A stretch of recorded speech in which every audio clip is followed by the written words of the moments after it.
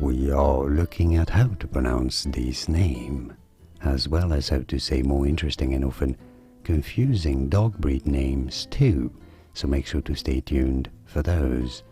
So this is the name of a breed of dog coming from the Mediterranean island of Malta, hence the name.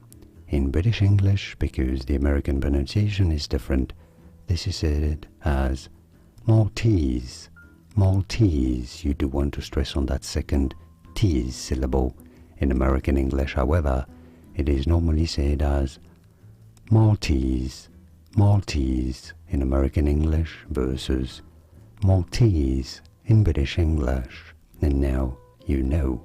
More videos here on how to pronounce more interesting names of dog breeds whose pronunciations aren't always obvious. Do you know how to pronounce those correctly? You will after watching those.